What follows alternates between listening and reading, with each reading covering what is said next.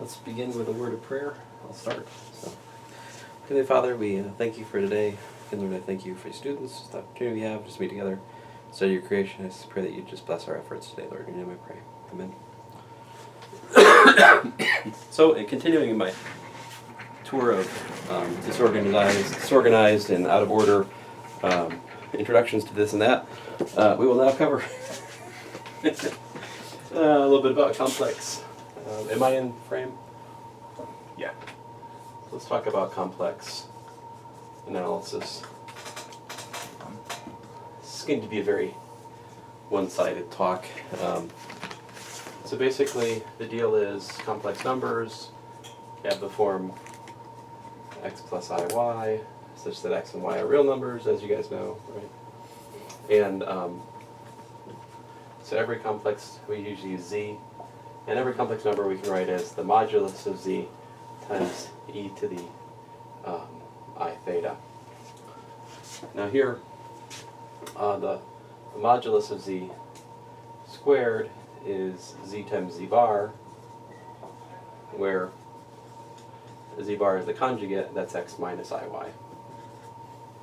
Alright, so the thing I wrote above is a so-called polar presentation of a complex number, and geometrically that's easy enough. You know what it looks like. So if you pick a point z, you can, in the complex plane, where we usually draw the imaginary axis like this, and the real axis like that, of course. And so any point you pick, well, that's such a point. You can get there by going a certain distance, which is known as the modulus of z, and sweeping a certain standard angle, which is what I just said it is, it's a standard angle. Now, so there's an ambiguity there, right? So, for minus pi less than theta less than or equal to pi, we say that theta is equal to the argument, the capital argument of z. Alright. So this is the so-called principal argument. It's standard angles between minus pi and pi. Pi included, minus pi not included, right? Who's taking complex right now? Am I right? Mm-hmm. Okay. Well, he said you can define it like either way, I think. Yes, like but this is the this is the standard one. This is the principal argument. So yeah, I'm pretty sure that's what it is, though. Yeah, that one's not up for grabs. But yes, in principle, you could define it. You could talk about. Yeah, of course, you can define a. You can do like alpha minus pi less than or equal to, less than theta, less than or equal to alpha plus pi, and that makes theta equal to arg sub alpha of z. And you could still write z as the modulus of z times e to the I arg alpha of z if you want. You got many choices. For example, the usual, I suppose, arg sub pi is a pretty common choice, right? You sweep from 0 to 2 pi not included if you want to have a non-degenerate range of standard angles. Okay, anyway, that's so-called polar presentation of a complex number, all right? Then, excuse me. Of course, the complex conjugates got all kinds of nice algebraic properties, right? Like conjugate of the products, product of the conjugates, conjugates and automorphism, as I mentioned the other day in abstract. Okay, jumping ahead a bit. So the definition, if we have a function, all right, from, say, some subset of the complexes, let me say U, a subset of the complexes, to the complexes where f equals to u plus iv is a typical notation, then f is complex differentiable at z naught if f is real differentiable in the Frachet sense at z naught, an element of C. We're viewing C as R2 when I say Frachet sense. And the differential, the Frachet differential at z naught of f has the following property: z times w is equal to dz naught f z times w. In other words, we have right complex linearity of the differential. So this for me is the definition of complex differentiability. Now this is entirely equivalent to the one you guys studied, which is that it's complex differentiable at z naught if the following difference quotient exists, right? I'm not going to prove it for you guys in here, but it can be shown that this is equivalent to what I set up there. All right. That existing is tantamount to the Frachet derivative existing, and it has a special form. Basically, this tells you that d z naught f of h is equal to f prime of z naught times h. And once you have that formula that I just underlined, and then underlined again in orange, once you have this formula, then complex linearity soon follows, because if you have h times k, then if it's an hk here, you can just split off the k. It gives you can factor out a complex number like that. Okay, so then the other thing is the standard matrix of the differential.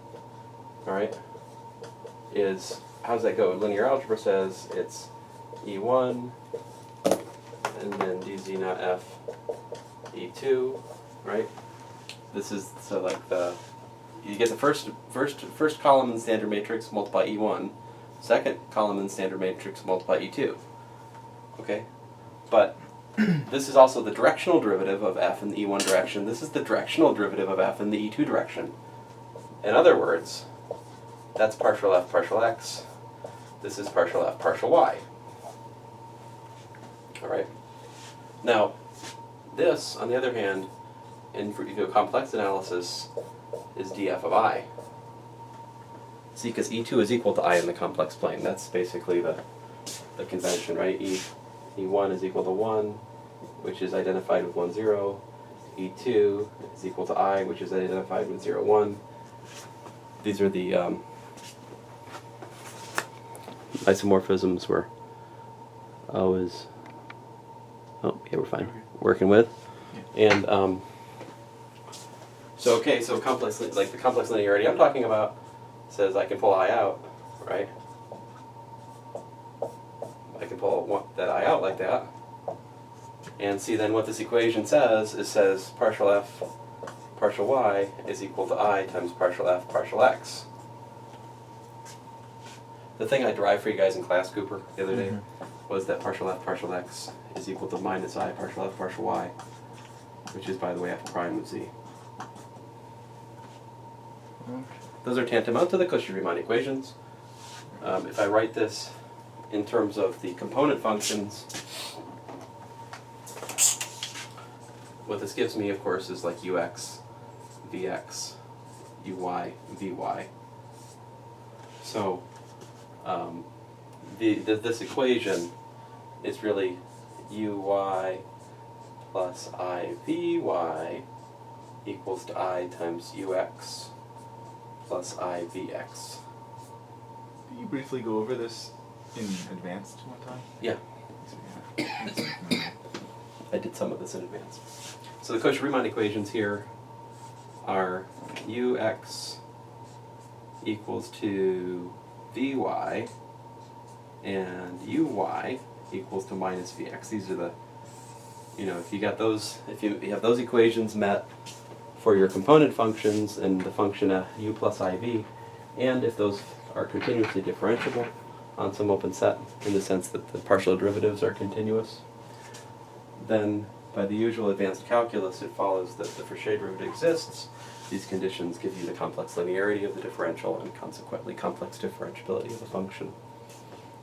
Again, that means that the difference quotient over the complexes exists in the usual way. Okay, so in a nutshell, that's what it means for a function to be complex differentiable at a point.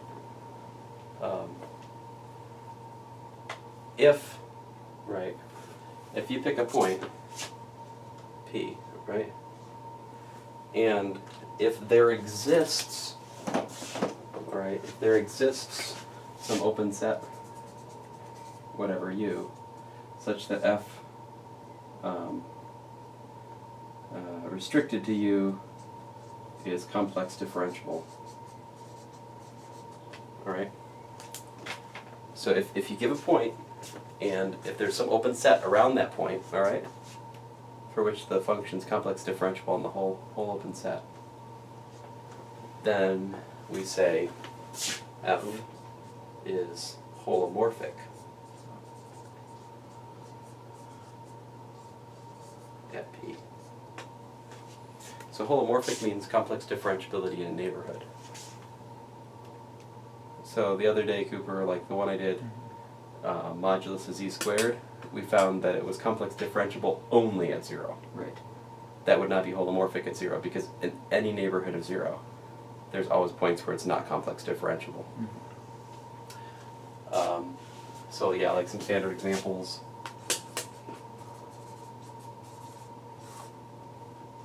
So like f of z equals to z squared as f prime of z equals to 2z. So this is actually holomorphic on the whole complex plane. It's complex differentiable everywhere. And so, sorry, it's okay. So that one's complex differentiable everywhere, z squared. And this is what we call, that makes this so-called an entire function, all right? An entire function is one which is holomorphic on the whole complex plane. Examples of entire functions include other examples of entire functions. F of z is e to the z, cosine z, sine z, cosh z, sinh z. All of these guys are entire functions. And you can define them a lot of different ways. Like one way you can do is just take your favorite power series in Calculus 2. Okay. And there's a theorem in complex analysis which says that if you have a function which is entire in the complex plane and it agrees with a function on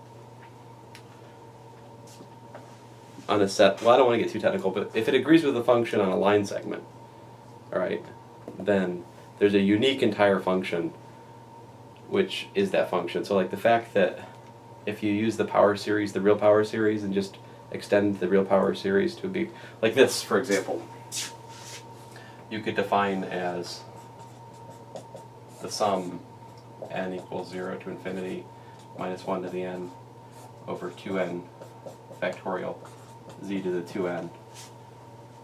You can show that that series converges for any complex number. There's a ratio test, it still works. The ratio test works out to 0 for this thing. And so this defines an entire function, a function which is holomorphic on the entire complex plane. And if you just restrict z to be a real number, this agrees with the cosine, the real cosine. So that means that this is the unique complex function which extends the real cosine. By a theorem you'll eventually get to, okay? That takes some work to prove that, but it is true. So there's some entire functions. Like I was just saying, an example of something that's not entire. Here's a kind of dramatic counterexample. F of z equals to x minus iy. Right, so here, u equals to x, v equals to minus y. So like ux equals to 1, vy equals to minus 1. As you can see, ux is not equal to vy anywhere. So this function is holomorphic nowhere. This is of course the conjugate function. All right, so on the flip side, the one I was telling, and now I'm getting too far into the weeds, but if you look at this one, ZZ bar, well, that's x squared plus y squared. And you can show that the Cauchy-Riemann equations hold at the origin, but nowhere else. So that function is nowhere holomorphic, because there's just an isolated point where it's complex differentiable. And that's not enough for holomorphic. They're very nice theorems for holomorphic functions. All right. Good. Good.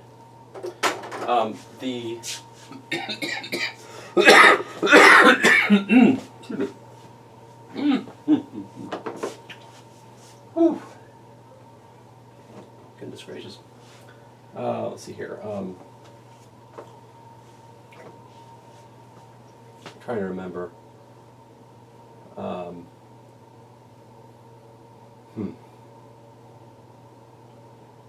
Whew.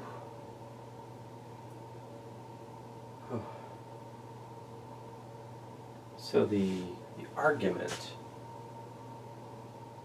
I think, I'm trying to remember how the argument goes. What is the argument of Z? Now I'm a little rusty.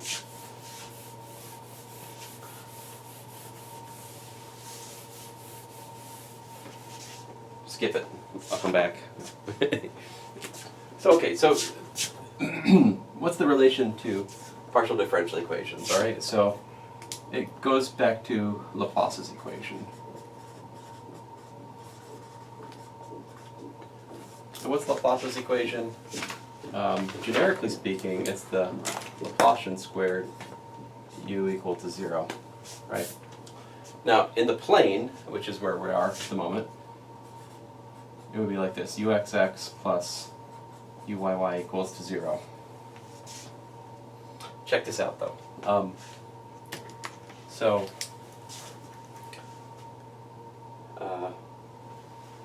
Well, I guess I'll give you I'm going to give you two arguments, all right? Standard argument, ux equals to vy, right? So differentiate both sides with respect to x. We get uxx equals to vxy, okay? Okay. Depending on how you want to, maybe I should write yx here. Whatever. The point is the partial derivatives commute, so it doesn't matter. Vx equals to minus uy, right? So if I differentiate this guy with respect to y, what do I get? Which one? This equation here. So this one I'm taking partial derivative with respect to y. This one I took the partial derivative with respect to x. I'm being a little bit. I think I have. Fine. Technically speaking, I should really write y x like that. And technically speaking, I should really write vx taking the y derivative, okay? But vx y is equal to vy x because mixed partials commute, which gives me that uxx is equal to minus uyy. Therefore, uxx plus uyy equals to 0.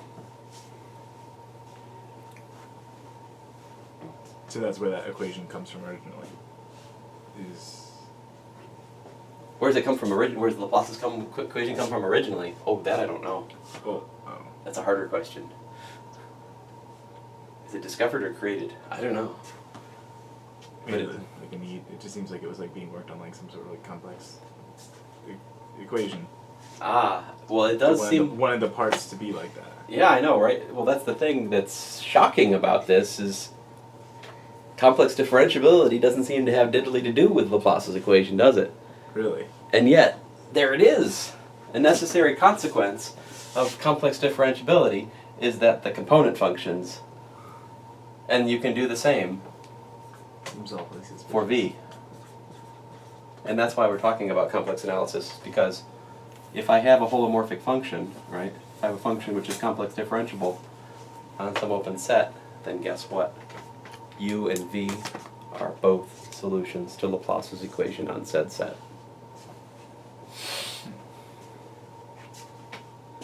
Here's what that looks like at the level of, check this out, so we have partial f, here's a derivation I've learned more recently. Partial f partial x is equal to minus I partial f partial y. Right? So, if I, let's see here, how's this go? If I take partial squared f partial x squared, that's equal to minus I partial squared f partial x partial y, right? But that's equal to minus I partial y of partial f partial x. But what's partial f partial x equal to?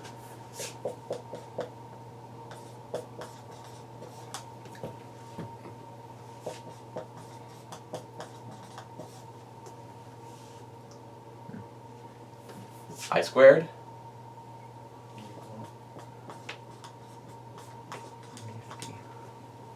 so therefore partial squared f partial x squared plus partial squared f partial y squared is equal to 0. This single vector equation, right, it gives you both of these. This is the real component of that equation, this is the imaginary component of that equation, because f is u plus iv.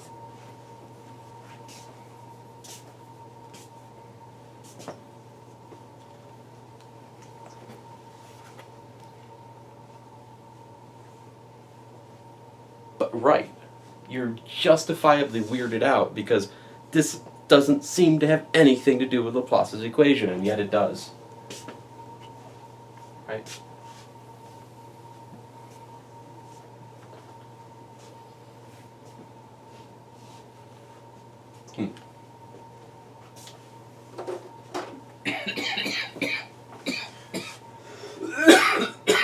Excuse me.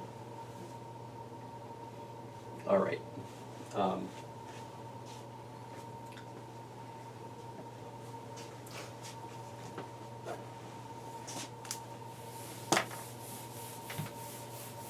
Seems too suspicious. Oh, by the way, Cooper. So one of the things I want you to look at basically is if instead of having complex differentiability, we have hyperbolic differentiability, this just becomes partial f partial x is equal to j partial f partial y, where j squared is equal to 1. So same derivation gives us partial squared f partial x squared. And when you do this, instead of getting I squared, which is minus 1, you get j squared, which is plus 1. So when you bring it to the other side, you get this. So the component functions to a hyperbolic differentiable function satisfy this wave equation. Thinking of this as time and space, the wave equation is like it's a matching of second partial derivatives of independent variables. Think about it. Partial x squared, 1 over v squared, partial t squared, or whatever.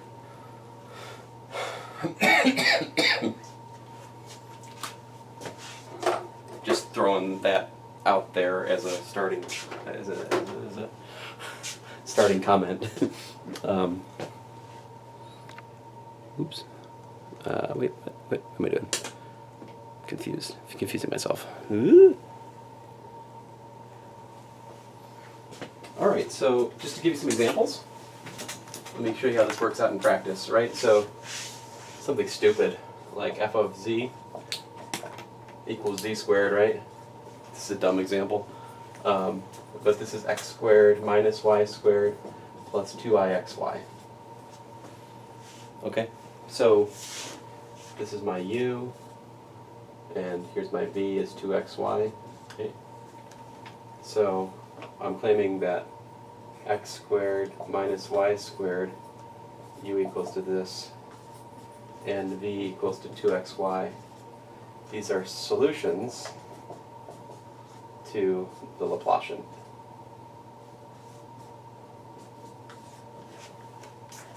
I can put phi equals x squared minus y squared. I can put phi equal to 2xy. They're solutions. But you know, guys, it's more than that.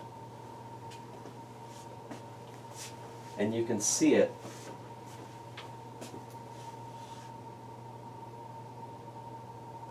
how can you see it? What's the best way to see it? Check this out. So the gradient of u, which would be ux, uy, right? Versus the gradient of v, which would be vx, vy. Right? How are those related? Let's convert the v's to u's. Vx is what? Vx is minus uy, right? And vy is ux, right? So if you take the gradient of u, and you take the dot product of that with the gradient of v, you get minus ux, uy, plus uy, ux. These are real number products. That's 0.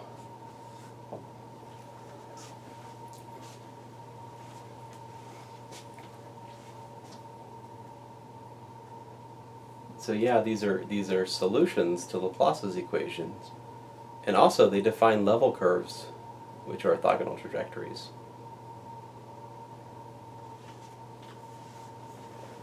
Like these ones in particular, x squared minus y squared equal to a constant. Well, those are these sorts of things.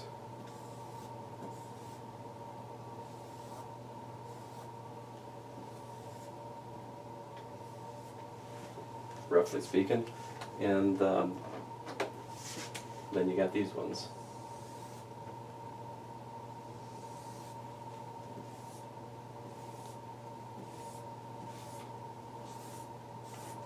So here's v equals to some constant, whereas the black was the u equal to a constant there. They give you orthogonal trajectories. Everywhere except for the place where the complex derivative is 0, this breaks down the origin. That's the one place where the... So, yeah, that's pretty characteristic. The level curves, all right, of the components of a complex function give you an orthogonal trajectories, a family of curves who meet perpendicularly wherever the derivative is non-zero.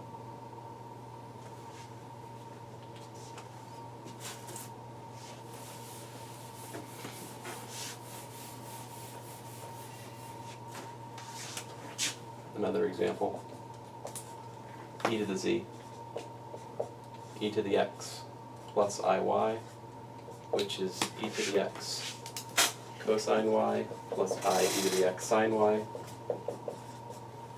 Alright. So here we have u, and here we have v, and you can check that uxx plus uyy equals to 0, and vxx plus vyy is equal to 0. You'll forgive me if I do not show you that the level curves that these define meet in orthogonal. I mean, you can set this equal to a constant and work it out. I mean, it's not impossible, it's just harder than that one. All right. Let me see here.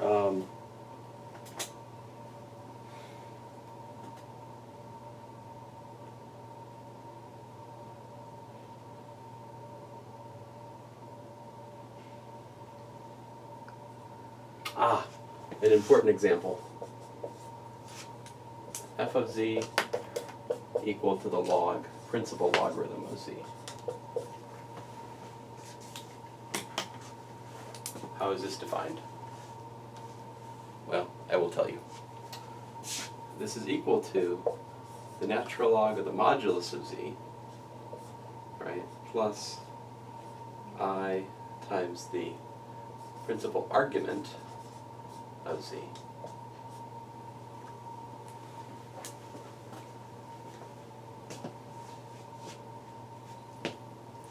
You can define this in various different ways, but however you define it, and you'll spend a day on this in your course. Great, it's good, should be done. But after the dust settles, you're going to find that df dz is, guess what?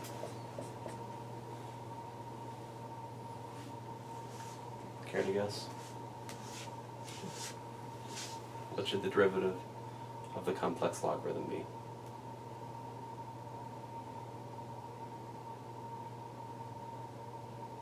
I mean, 1 over Z. Over Z, yeah. Yeah, that's right. Oh, okay. No, there was That is in fact true, yeah. negative that needed to be thrown in or something. Nope, 1 over Z. Hmm. And Aye. in some sense, there's a quirk of the principal argument when you get to the negative real axis. There's this jump, right? There's a discontinuity there, but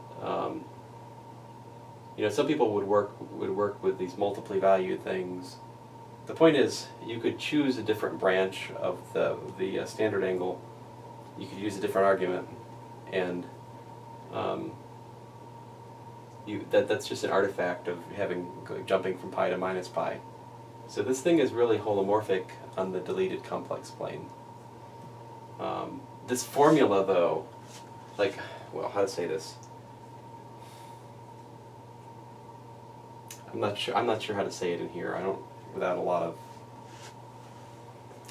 and I'm trying not to be too technical.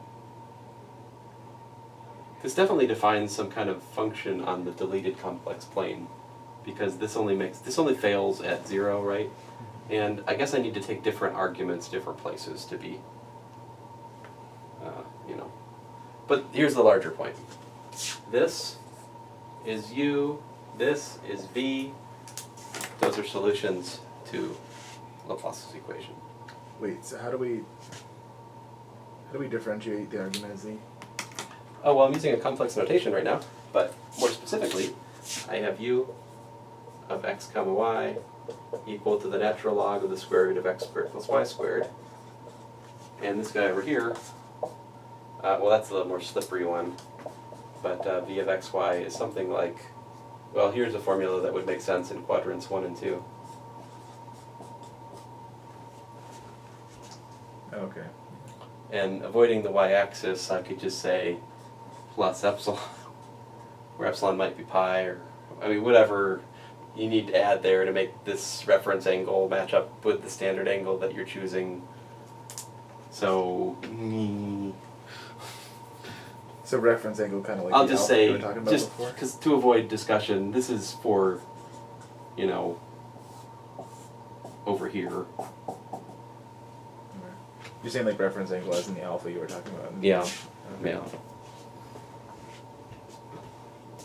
The same trickiness of physics is still here. Standard angle, degeneracy, you know, you gotta deal with it. But the point is, these are solutions to Laplace's equation.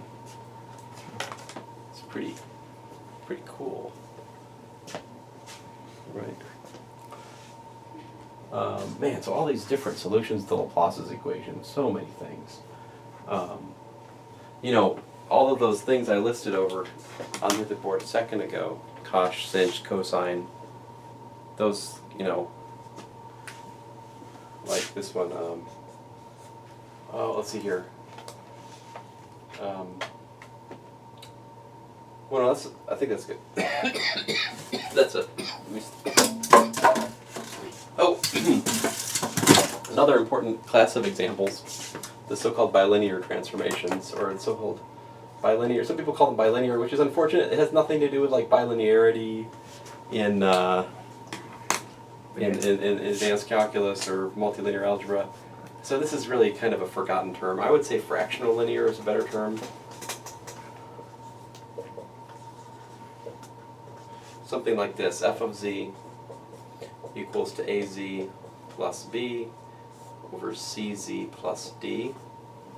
These are interesting transformations.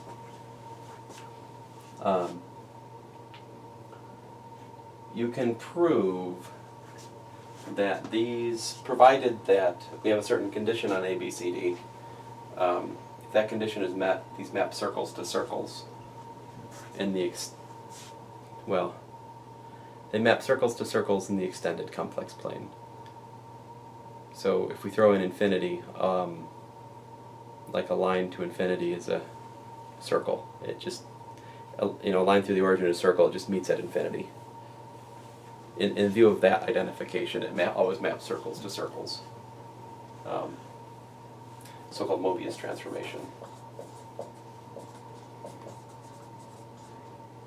These are really cool because alright, so where we're going, guys, is we're soon looking, I want to look at these are the ingredients, right? We're going to look at so-called conformal transformations. The notion of a conformal transformation is mapping. So basically here's the theorem. We kind of state it in a sort of boring case of it. There's a fractional linear transformation, right? That will take this upper half plane, like this, and it will map it to, for example, the unit disk. And like that. So let's see here. Let me orient the boundary. So we gotta imagine walking along it. The inside should be on your left, so like this direction is the orientation, right? And then here, so I guess counterclockwise, like that. And the thing that's beautiful about this theorem is in its full glorious statement is if you have 3 points, 3 points determine a fractional linear transformation. Right? So like I can map, basically the point is I can map any like half, this is a circle through infinity. Okay, is the idea. So I'm saying this circle maps to that circle. And the inside stays inside. So wait, the inside is like approaching infinity on the y-axis. Yeah, for the first it's graph. the whole upper half plane actually. Yeah. So this is, oh by the way, this is the z plane. Over here we're looking at the w plane. Wouldn't So there w need to would be be like like a u hole at the plus origin? iv, whereas z is x plus iy is typical notation. Would there need to be a hole at the origin for that circle that it maps to? No. No. No. But if oh wow. So if like you're mapping the upper half, like so y approaching infinity is like the inside of the circle. I mean, you can't ever hit infinity. Why can you hit the center of that circle over there? It says you can't hit the center of the circle. I mean, you can't hit Infinity and complex is different. Is It's it? very confusing. Infinity is a point. Yeah, Oh boy. Okay. which is very strange. It kind of makes sense, but yeah, it's like literally a point. Just 1 over 0. That's a problem. It is. That doesn't comfort me. It didn't come from me when you just arbitrarily defined it in complex either. Oh man, I wish I had my notes from the other year. I am stupid notes have. Oh, my computer. Here, let me put me out of my misery and please tell me I brought my computer back here. Oh yeah, there it is. So you guys try to here. Why don't you try this? Like let's see here.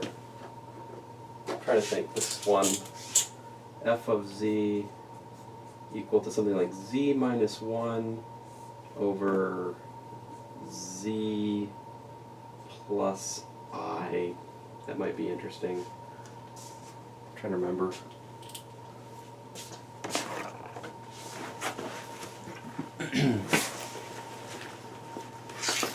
I need to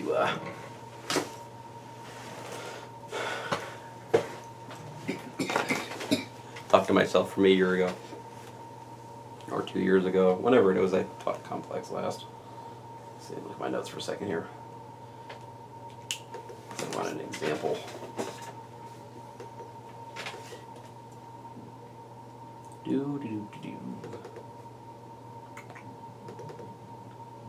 Do you have a brief explanation for why it is infinity?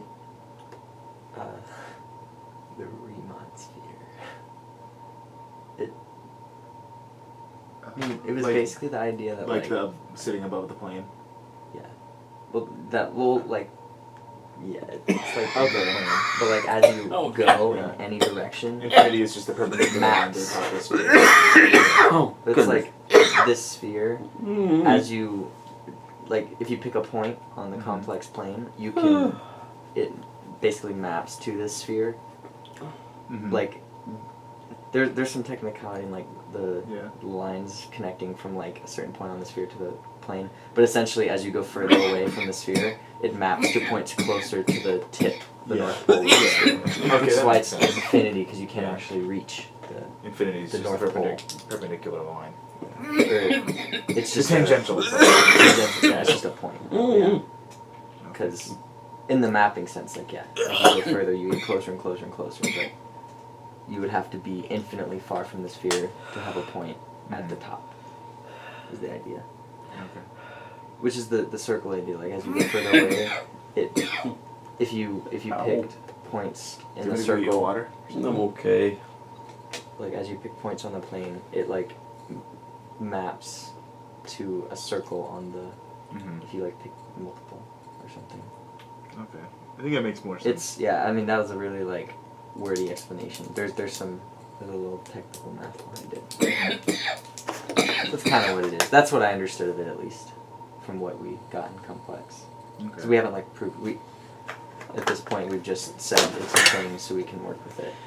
Churchill just has a little blurb about the Riemann sphere early on. That's why Dr. Sperano talked about it briefly, but Yeah. not entirely. Mhm. Yeah. It's understandable Yeah. why he did that. Oh yeah. Yeah. It's useful. Yeah. Let's see here. Just a second, guys.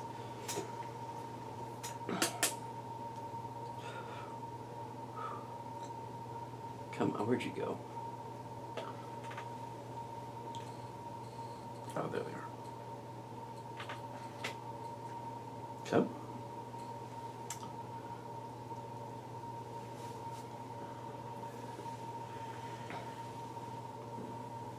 So here's some theorems that are known about fractional linear transformations. Every fractional linear transformation is the composition of a dilation, a translation, and an inversion. Alright, so like a translation is just take z to z plus a number. An inversion is z goes to 1 over z. And a a dilation is just you take z and multiply by a complex number. So I think the dilation could be like a rotation and a scaling in this world. All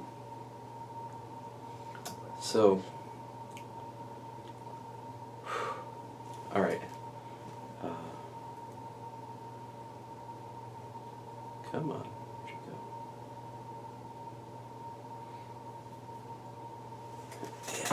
go? So this is the one I was looking for. So I got 0, 1, and it's harder to see, but it's over here, infinity. And those are on the edge of that, and I want to map them to -1, -I, and 1. All right. So the formula I want, so let's see here, f of z, what's going to do that for me? I want, stink. Come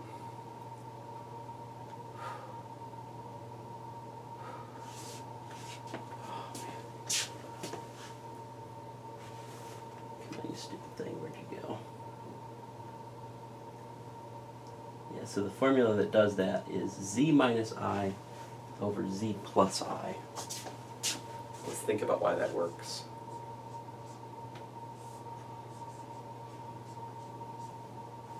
Alright, let me show you the kind of heuristic engineering, if you will, kind of calculations that show that. Alright, so like,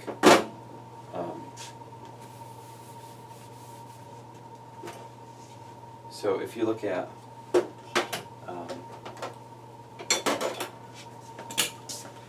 try plugging in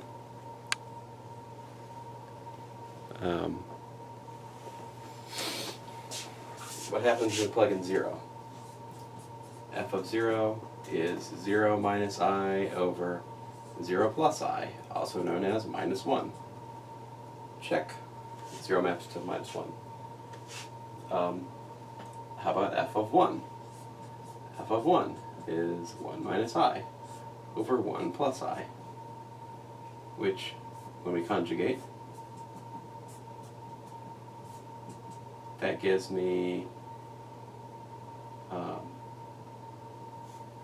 that gives me minus I, and the 1 and the minus 1 cancel. So that, I say minus, this is minus 2I over, this is 2. So it's minus I. Check. And then here's the one you were looking for, Jess. F of infinity. Oh yeah, that's right. F of infinity. And this example is actually why the extended complex plane is worth working with. It's exactly this ball of wax computationally that makes it interesting. So like infinity minus I over infinity plus I, and of course that's 1. Because I and minus I are nothing compared to infinity, so yeah. So wait, why have the upper half of that sphere? Yes, there and there are theorems that relate infinity to proper limits of like 1 over z going to 0 and stuff like that. I mean, there is a rigorous basis for these infinity calculations. This is just short. It just happens to be that the heuristic that you want to work actually does work out when you make it formal and careful. So wait, why use the upper half of that circle? Like what's... What? So we got like the checks, like we went around like the bottom half of the circle. So Well, I suppose there might be other Mobius transformations which also map the upper half plane to that circle. But this is the one that maps it in such a way that 0 goes to minus 1, 1 goes to minus I, and infinity goes to 1. okay. I could also find a transformation which takes 0 to 1, 1 to I, and infinity to, to minus 1. If I had, well, any, no, so. Okay.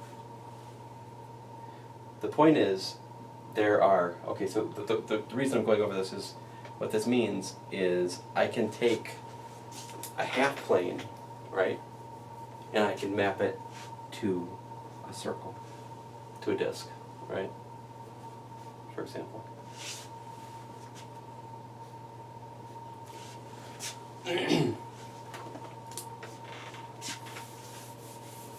Topologically speaking, it still makes me upset, but it does. Well, topologically speaking, you can take any space, and you can do what's called the one-point compactification of it. And basically it's like throwing in a point at infinity. It makes it compact. Okay. But anyway, that's where there's something called the Alexandrov compactification or something. Anyway, I digress. Let's see here.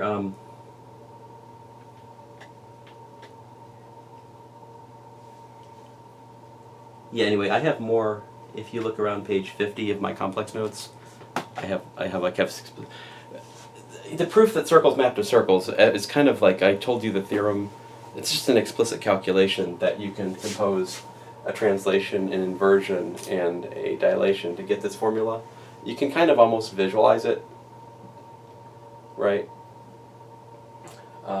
It's obvious that translations take circles to circles, right? If you think about finite circles, and it's also true for lines through the origin. Like if it's a line through the origin or not through the origin to infinity, translation still makes it a line through infinity. So like translations take circles through infinity to circles through infinity. And inversion, well, that's less obvious. But what is? Let's look at that as an example. It's a good example. W equals to 1 over z.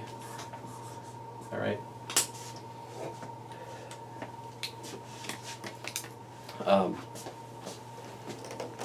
So W equals 1 over z. So let's see here. Z. So this is 1 over the modulus of z e to the I theta, right? Which is e to the minus I theta over modulus of z, all right? So if you write this as, let's say, the modulus of w times e to the I beta, so I'm suggesting that we can look at the z plane here and then the w plane over here. You can look at different regions and see what happens. Let's look at the unit circle, right? What happens to the unit circle under inversion? Not the unit circle. The unit circle is a bad example. The unit circle itself is fixed under inversion. Like inversion just takes the clockwise, counterclockwise oriented unit circle and makes it, clockwise oriented, let's say. Just messes the orientation up. But I'm thinking more like this set of points is what I meant, the disk, right? So here you have the modulus of z less than 1, right? So over here, inside out. exactly. So inversion, what it does is it takes this unit disk and it changes it to everything else.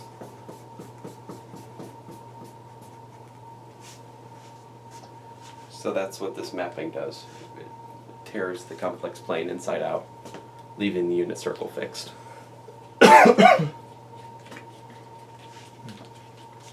And 1 over z, all right?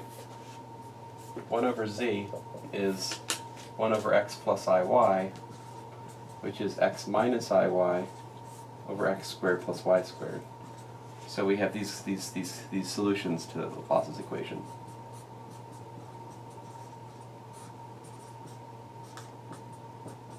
Which of course define level families of level curves which meet perpendicularly. Which could have the interpretation of equipotential lines and electric field lines in the plane for electrostatics. That's what orthogonal trajectories are, right? Okay. Equipotential lines and electric field lines. Okay. Okay, yeah, You're talking about like plane wave propagation, or? No, I'm talking about electrostatics in 2 dimensions. Oh, okay. Yeah. Sorry. So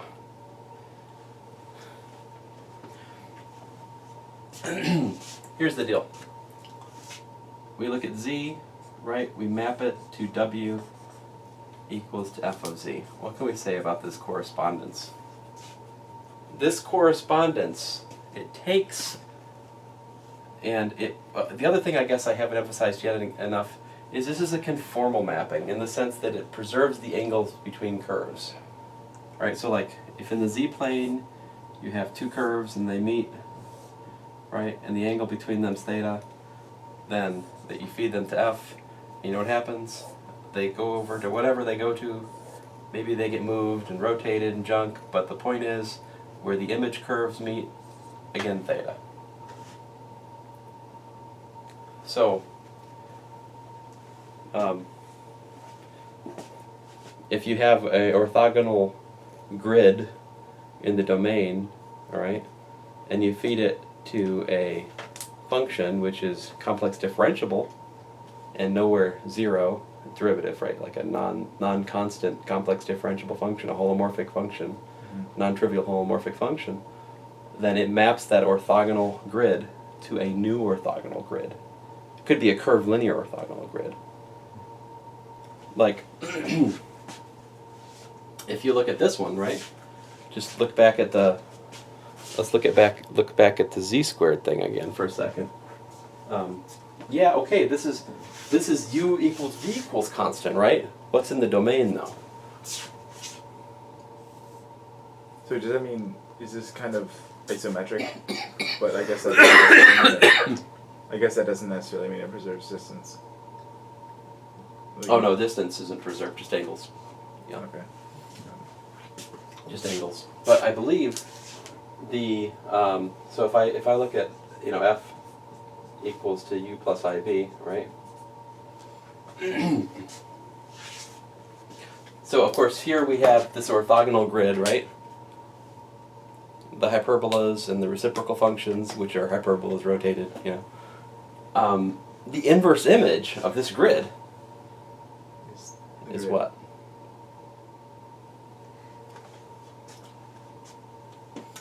In other words, if I look at the inverse image under, how can I say this? Oh, shnikes, I got my picture all confused. I get confused with this picture, but if I set it the right way, you could see that it's just the horizontal. I'm not saying this quite the right way, guys. I'm going to have to do some soul searching to get my ducks in a row, but there is, I can't commit to that being F, but there is a correspondence between these two things.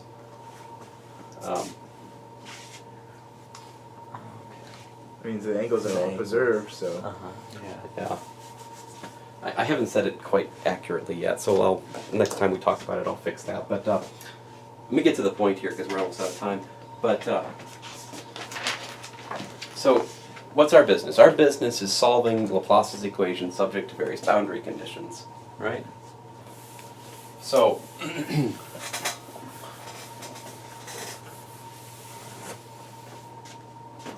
there's some very nice solutions to find here, like, see if I can get it. Yeah.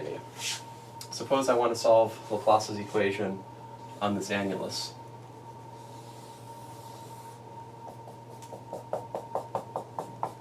All right, and so I want to solve Laplace's equation in here.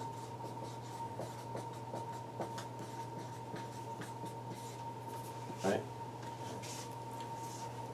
And let's see, what boundary conditions do we want?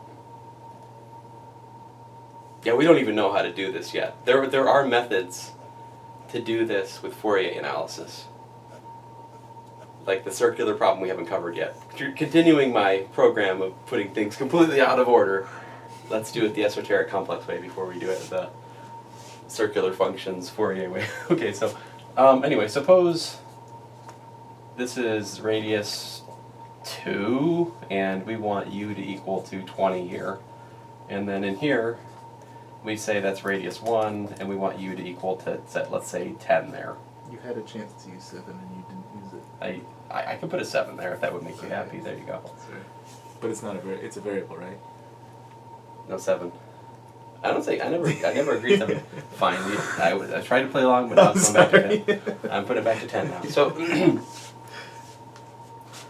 the point is, you got you got this stupidly large lexicon of complex differentiable functions, right? That have all these different kinds of crazy component functions, right? You want to find the one, though, right, that has either a real or imaginary part, which has level curves, which match your boundaries, right? So I want some, but basically what I'm looking for is, I guess I'm committing to it being real. I want to find some complex differentiable function, right? Such that this, whatever my choice of u is, this has circles as level curves. Because I know that, I can make u equal to a constant for those, and I know it's going to solve Laplace's equation because of our general work. Yeah. And it's over here. It's basically one of these guys.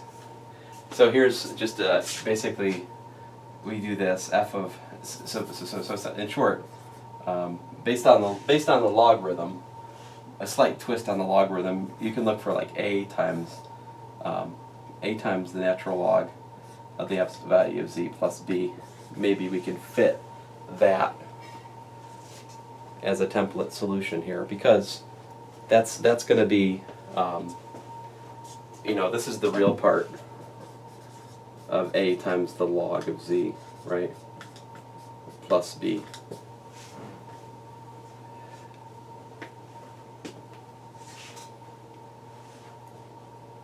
There's hope that might work. And does it work? Well,